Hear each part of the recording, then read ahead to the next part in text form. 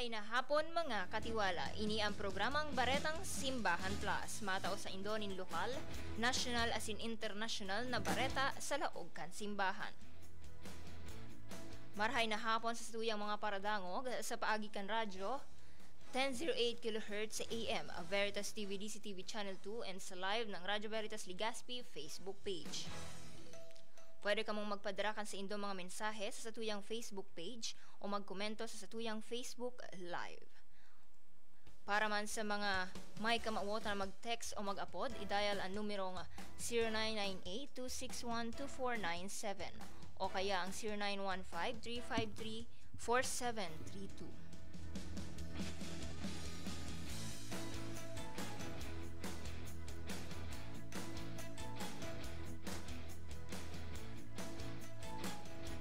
Headlines sa akan mga bareta. Aktibong pakikilahok kan kahubenesan sa 2025 midterm election, pigmidbid kan CBCP.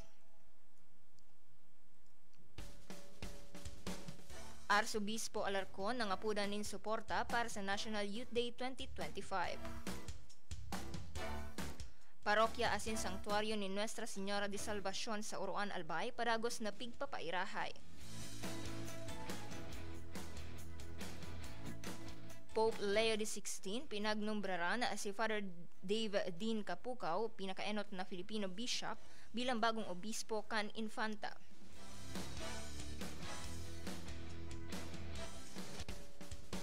Cardinal Luis Antonio Tagle pinanginotan ang pagpresentar kan Ring of the Fisherman kay Pope Leo XVI.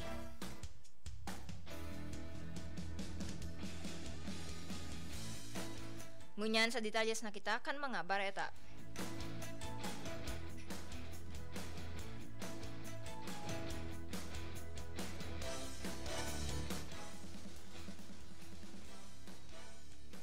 Nagpahayag nin pagmidbid ang Catholic Bishop Conference of the Philippines o CBCP sa mga kahubenesang aktibong nakisumaro sa minatapos pa sa ng 2025 midterm national and local elections. Sigun kay Cáceres Archbishop Rex Andro Alarcon, chairman kan CBCP Episcopal Commission on Youth, nakataong paglaom para sa futuro kan nasyon an maugmang pakikisumaro kan hovenes sa eleksyon. Sarong indikasyon nin pagiging matanos na namamanwaan asin nagbubusol nin pagtaong importansya asin pagmakulog sa nasyon. Ininagin-mensahe kan Arsobispo matapos na iheras kan Commission on Election o COMELEC Chairman George Erwin Garcia ang halangkaw na voter turnout kumpara sa nakaaging eleksyon na uminabot sa 81.65%, kung saan sa kabilugan sobra 55.87 milyones na botante ang nagboto, hali sa initalang 68.43 milyon na rehistradong botante ngunyan na taon. Enot ng inihiyagan COMELEC na 63% sa halos 69 na milyong mga rehistradong botante ang may kikonsiderar na kahubenesan na kinabibilangan kan mga Gen Z asin millennials na nasa edad 18 hasta 44. Naglalawom asin nangangapudan si Archbishop Alarcon na tawan importansya kan mga hobenes ang kamugtakan ka nasyon sa paagi kan padagos na pangingiturugan asin pagsusumikap na maging marhay na parte kan komunidad, padagos na makisumaro sa pagbusol kan pagbabago asin pag-uswag kan nasyon.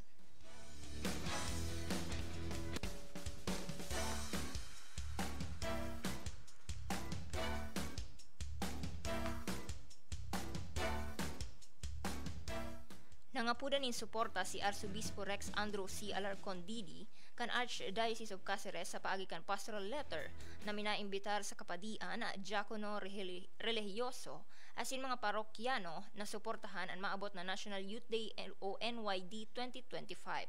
Ang NYD 2025 gigibuhon po on Hunyo 10 hasta 14 kan presenteng taon sa Pilgrim City of Naga, kung sa intitipunon ang poko mas o menos 7,000 na mga hobenes hali sa bilog na nasyon.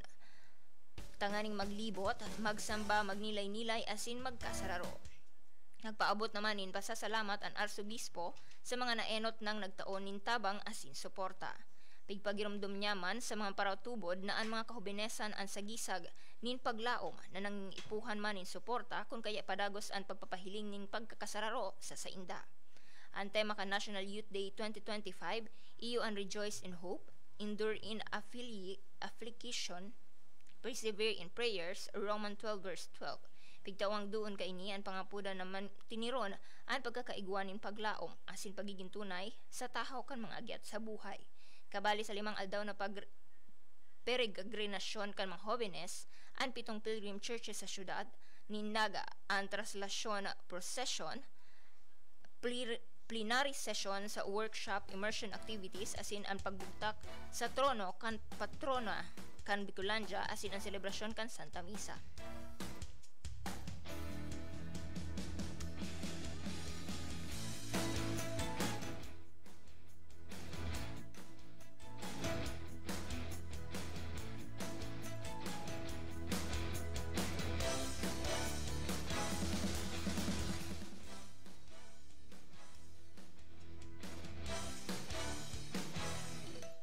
Padagos ang pinagigibong pagpairahay sa parokya asin sanktuaryo ni Nuestra Señora de Salvacion sa Uruan, Albay. Sa opisyal na pahayag, inabisohan kan parokya ang mga Piligrino asin dibotos na planong magbisita sa sanktuaryo na maging aware sa temporaryong pagbabago sa lugar. Naghagad ang parokya ng pagsabot asin pasensya mientras na sa indang pigtatrabaho sa indang mga pasilidad. Naglalaom ang parokya na matatapos ang importanteng parte kan renovation sa functional level sa Hunyo 16 bilang paghahanda sa maabot na mga aktibidades. Mientras tanto, pigpapaisiman kan parokya ang mga dibotos na ang mayor na puerta o main gate asin parking area ang parameters na pigsarado, asin pinag-abisohan ng mga ini na gamiton ang gilid na puerta sa paglaog sa pasyo. Bukas man ang parokya sa anuman na klase ng suportang pinansyal para sa renovation, sa paagi ng pasasalamat para sa mga nasisilbing biyaya sa paagi kan intercession ni ina, ang mga contribution apresyadong marhay. Ang mga interesado na mag-contribute pwedeng mag-contact direkta sa parokya o magbisita sa shrine office para sa iba pang detalye.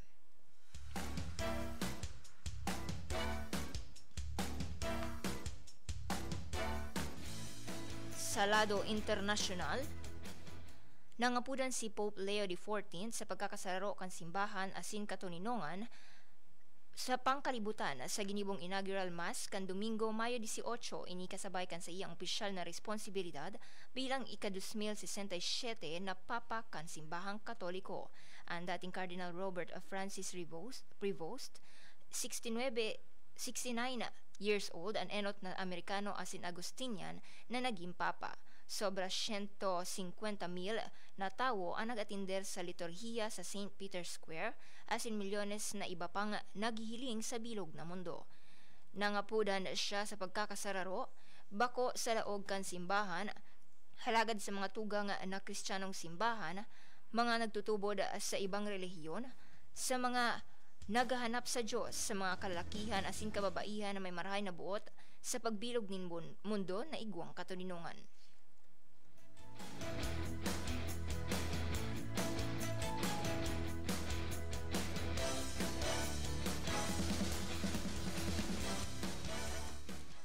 Pinanginota ni Cardinal Luis Antonio Tagle, Pro-Prefect sa Vatican's Dicastery for Evangelization, ang pagpresentar kan Ring of the Fisherman kay Pope Leo XIV durante kan inauguration mass kan Domingo, Mayo 18, 2025.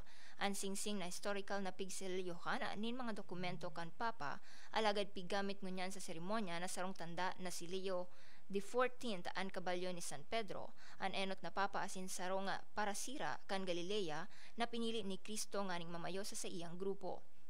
Ang imahe ni San Pedro ang nasa singit ring asin ay iba pang importanteng papal insignia na iyo ang pallium, ang puti woolen sash na nagsisimbolo sa papel kan papa bilang obispo kan Roma.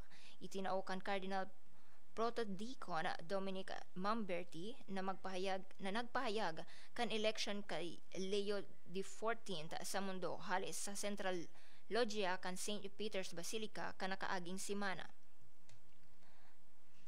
Si Cardinal Fridolin Ambongo Bisungo, Archbishop of Kinshasa, anangenot sa pangadji kasunod kan imposition kan pallium asin bago ang presentasyon kan singsing.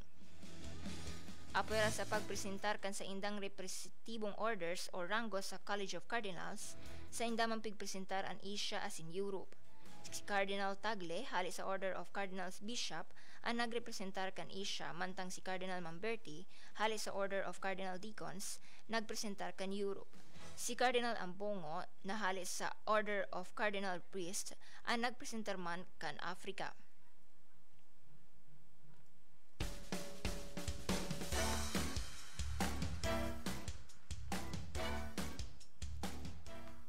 Pinagnumbraran ni Pope Leo XIV si Father Dave Dean Kapukaw bilang bagong obispo kan Infanta, bilang pinakaenot na Filipino bishop na numbraran sa irarom kan liderato kan Papa. Si Father Kapukaw, 59 years old, ang nagsalida kay Bishop Bernardino Cortez na nagretiro na matapos maabot ang edad na 75 kan Hulyo 2024. Inakseptar kan Santo Papa ang resignation ni Cortez na sa iyang inisinumitira kasabay kan pagtungtong niya sa edad ng 65. Ang edad kung sa ina an obispo kaipuhan magsumitir kan sa indang resignation sa irarom kan Alexiay Sacte, an 1966 apostolic letter ni Pope Paul VI namundag asin inordina sa prelatura kan Infanta. Si Father Kapukaw naging padi kan 1994 asin nagserbi sa probinsya kan Aurora. Nag-adal nin teolohiya sa the Netherlands asin Belgium. Nagkuha ang masters and doctoral degrees. Si Father Kapukaw man naging superintendent kan Catholic schools sa Infanta asin presenteng nagsiserbi bilang presidente kan Center for Empirical Studies in Spirituality, Theology and Religion Asia o CESTREL Asia. Si Father Kapukaw ngunyan ang pang-apat na obispo na napanginot ang prelatura kan Infanta. Yan ang kabilugan kan mga bareta sa laog kan simbahan. Salamat sa mga nag-antabay sa radyo sa paagi kan 1008 kHz, sa Veritas TV DCTV Channel 2 and sa live ng Radyo Veritas Legazpi Facebook page. Abangan ang Baretang Simbahan Plus sa aga sa dating oras. Sa ngaran ni Angelica Base, ani si Madel Montes, katiwala sa katotoohan.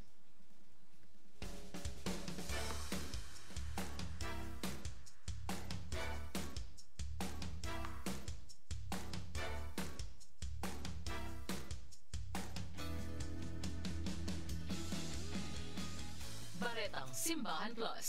Baretang Simbahan Plus. Sa indong nadangog ang programang Baretang Simbahan Plus sa Agalibat sa parehas na oras.